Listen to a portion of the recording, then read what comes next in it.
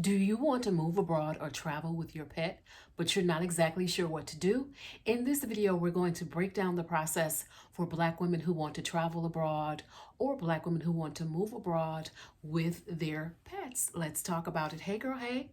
Are you a Black woman solo traveler? Are you a Black woman who wants to move abroad? My name is Tanisha Mercer, and I help Black women do those things. If you are new to this community, welcome. Make sure you do me a favor and hit the subscribe button. Also, don't forget to like, share, and comment on the video below. And if you are not new here, hey girl, hey.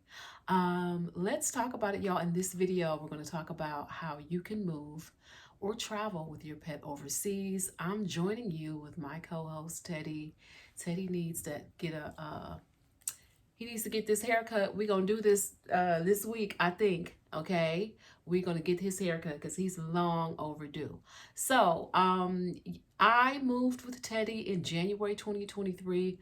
I moved to Paris, France, and had Teddy with me. Two suitcases, a tote bag, and Teddy in his carrier. So you can definitely do it if you are a pet mama.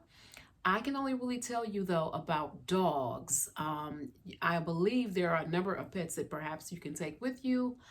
I can only give you the process for dogs. So let's get started. Number one, sis, you have got to do your research. This is a really, really important part. Airlines vary, rules by airlines, it changes, it varies. You really have to do your research. Also, looking at the breed of dog that you have. There are going to be sometimes specific rules for specific dog breeds. Teddy is a Shih Tzu. He's a Shih Tzu mix, and his dog, his breed, he's a snub-nosed breed, and so he can't go in the hold area or cargo or any of that. He has to basically fly on the plane with you. So you need to know the type of dog that you have. Also, a lot of times there are going to be size limitations. I think the size limitations for Delta or Air France is like 17 pounds or 16 pounds. You need to make sure that your dog is under that to, if that dog is going to be transported in the plane itself. Again, for Teddy's breed, because he's a snub-nosed breed, he would not survive in the cargo area or in the hold. So he has to be in the passenger area of the plane. So know the type of specific rules that apply for your dog. Again, this is where research is going to come in. Make sure you, number two, this is a really, really important point. Make sure you get the correct pet carrier for your airline. There are some pet carriers that are not FAA approved. Let me tell you, they will turn you around if it's not FAA approved. You can have a pet carrier. That doesn't mean the airline will let you on. So you want to make sure when you buy the pet carrier that it is approved for travel, for international travel. Okay, so you want to be sure of that point. I have seen videos of people that had the cutest carriers, like almost like a luggage, like a piece of luggage, clear plastic, but they were not allowing that on the plane. So you need to be really careful before you go. During your research, you're finding out what the laws are, okay, what the rules of the airport are that follow. That depends on what country you're flying to. So you are making sure that you, again, do your research. You're getting the appropriate pet carrier. Number three, just realize you're going to have to pretty much pay for your pet a seat on the flight. You're going to most likely pay an additional fee. I don't know any other way you really can avoid that. Now listen, if you balling and you flying first class and you want your pet to fly first class too, I don't know what those rules are, okay? I don't typically fly first class. I'm usually in seat 50, in row 58H, okay? So you need to check and make sure if your pet can accompany you in first class and kind of what those rules are, if it's first class, if it's business class or whatever it may be. What else? You also want to make sure, this is a big one, number three, you're going to need your veterinarian to sign off on a lot of paperwork before your animal flies. So you want to work very closely with your vet on this, okay? And typically you want to get a consult with your vet. You just need to go ahead and pay. My vet offered like a half an hour telephone conversation, and I paid a separate fee for that. And she gave me a really good breakdown of everything that I would need. Now, flying from the US, right, there was paperwork that we had to fill out, that I had to fill out, and that she had to fill out, really, that required her to sign off that my animal was safe to make the trip, okay?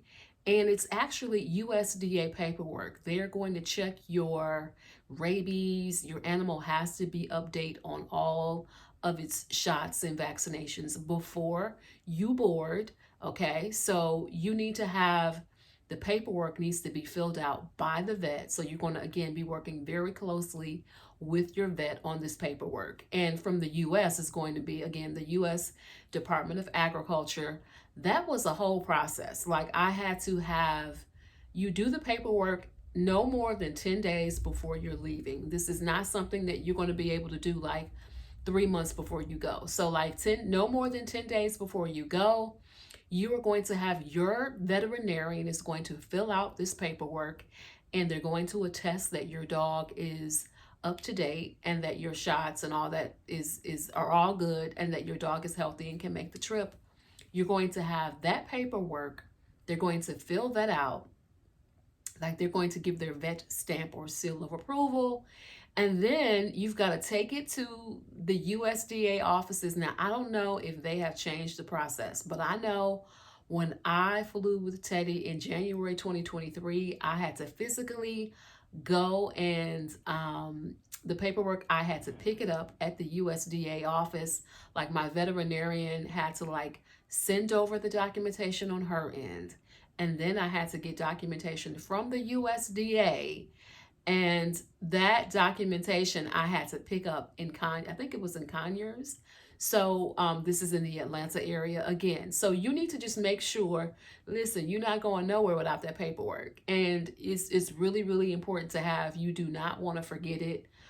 I don't believe they really, really checked it. I take that back. They will check it. Before you're able to leave the US, they are going to check it. What they did not check, which I was surprised, they did not check when I got to France. So keep that in mind. But before you're able to leave the US, your paperwork has to be straight and in order. The agent, the gate agent, will check.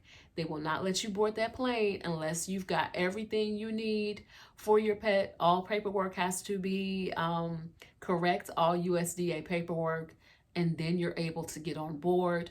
Now, when I got to France, honey, I had Teddy in his carrier, me and him. I know the Border Patrol no one asked me about Teddy at all. I don't even know.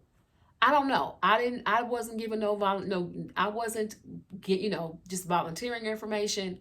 We basically, it was me and him went to the passport border control. He was in his carrier, so they really didn't know anything. I didn't say nothing, but I had my paperwork. So have everything in order when you get to whatever your home, your country, your new country is. They may or may not ask, but the whole thing about it is, remember, you've got everything that you need so that you will have a very smooth trip. Make sure, again, I can't emphasize this enough, make sure you do your research and check it twice, really. Make sure you do your research, pay the necessary fees you need to pay. Make sure your pet is up to date on all shots. Make sure you've got that approved FAA carrier. Keeping in mind, some breeds are going to be allowed in some countries and some breeds are not in others. In that case, if your breed is not allowed, for example, I want to say that France does not allow like pit bull breeds to come into the country. So you need to make sure you do your research. This again is where research is really going to come in and going to be really important.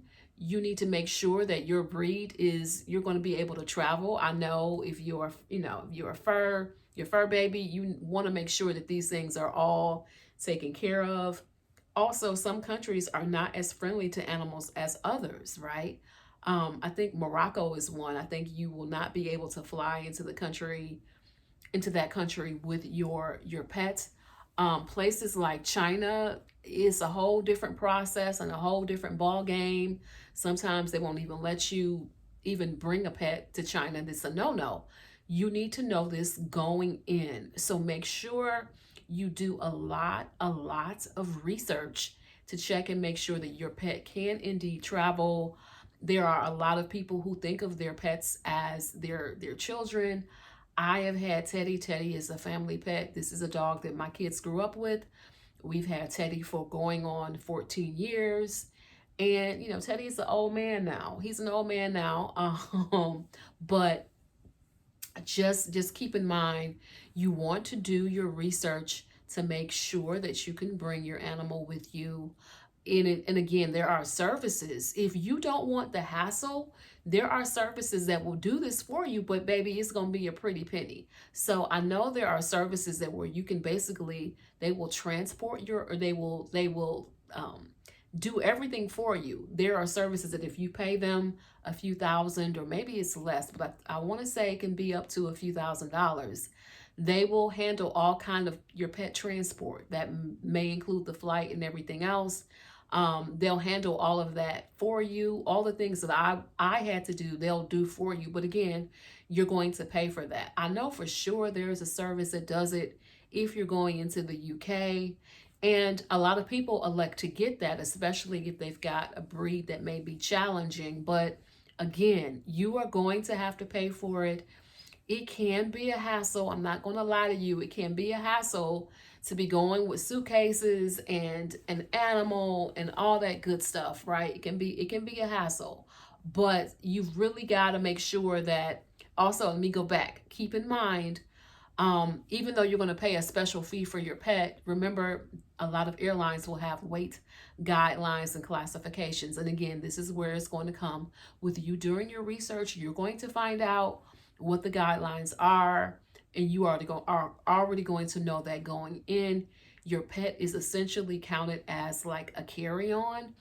I rolled up, remember I had the 2 suitcases and a tote bag and Teddy, and honestly, the gate agent did me a favor, really, because he waived the fee. It was supposed to be an additional, I had to pay for Teddy, which was $200, and then it was supposed to be an additional fee of like $100 because I essentially had extra luggage with Teddy. Okay, so I should have carried only 1 bag, and instead of having 2 in the tote bag. So keep all those things in mind. Don't get up to that counter and be surprised. That gate agent did me a solid. I'm forever grateful. He really did. So I'm grateful for it because he didn't have to. But know that going in, do not make the same mistake I made. Make sure you know the luggage requirements, including your pet, so you're not out here just spending crazy money, right, for you to board your flight. So make sure you know those details going in. Remember, you're doing your research. You are your pet is your pet is a part of you, right? You want to make sure they're safe and they're comfortable traveling. Another point you want to think about is when you go to your vet, you want to, I know for me, we got some medication for Teddy, some gabapentin, and gabapentin just kind of slows him down a little bit. It slows his bladder down. It kind of, slows his motor reactions down. Okay, he's kind of like out of it. He was out of it, kind of high, right? So he took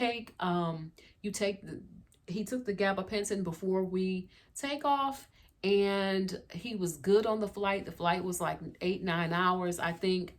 Now by the time we landed, he definitely had to go to the bathroom. So keep all those things in mind. There are going to be some flights, like for me, when we're flying, when I'm with Teddy, when I'm not with Teddy, I can do any kind of cheap carrier, right? But there are going to be some carriers where they may not allow animals, especially your low cost carriers. Your flight might be $300 international round trip, but they may not allow animals on board. So that's, again, where research is going to come in. In some cases, it may be better for you just to get Delta, get United, get American, get some of the bigger airlines, not the smaller ones. Also, if you've got like multiple connections, you've got to keep these things in mind. Do your research if you do have connections, because I know we did one where we went from Atlanta to DC. We flew into Dulles, and Dulles had, I don't like the way their airport is laid out, but they do have a pet area, a pet relief area. So he was able to go in and use the bathroom and handle his business. And then we were able to go into to take the international flight to Paris. So keep that in mind. If you're doing a 6, 7, 8 hour flight, make sure your animal has thoroughly used the bathroom. You've taken them out on a long walk. They have tried to relieve themselves as much as possible. I'm going to go with the vet recommendation. The vet is the one who recommended, medications like tramadol or gabapentin or whatever for pets, because again, it slows them down and it soothes them out so that they're not as anxious. That's what happened with Teddy. Now, the first flight he took, he was good. This last flight, he was actually crying a lot, and I didn't know it, but he had fluid on his ears, and so he was in some pain. So I didn't know that, and so he just kept whining on the flight because he was in pain. Keep that in mind. Traveling with a pet is like traveling with a baby. You don't know how they're going to handle it. Also, keep in mind that your pet usually has to stay under your seat area. You can't take your pet out of the carrier. They don't want you to do that. It was hard for me because I was trying to comfort Teddy and I couldn't really comfort him. I couldn't comfort him. Like he couldn't be comforted. I couldn't take him out of his carrier. So we just kind of had to roll with it and deal with it. So keep that in mind. It's like flying with the baby. You don't know if your baby gonna holler that whole flight. You don't know if they're gonna have a tantrum. You don't know if their little ears are going to hurt. So a lot of those things, it's no different in terms of when it comes to a pet. They're going to have, some of those reactions. So definitely pack your patience as you're traveling. Please pack your patience. Know that, you're trying to do the best that you can, right, with your animal and the passengers, and you're just trying to do the best that you can when you're traveling with your pet. And so it's an added level or added layer, but it does not have to stop you from traveling, from your life abroad. Do your research, travel with your fur baby, and let me know how it works. Have you ever flown with your pet?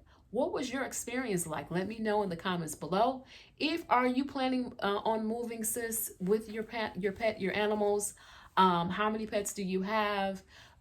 Teddy here, I don't know. We are over here, and sometimes I think it would be good for him to be in Atlanta. My daughter, originally he flew with me in January. I flew him back to Atlanta in March of 2023. And then he was there until October, and then he came back with me.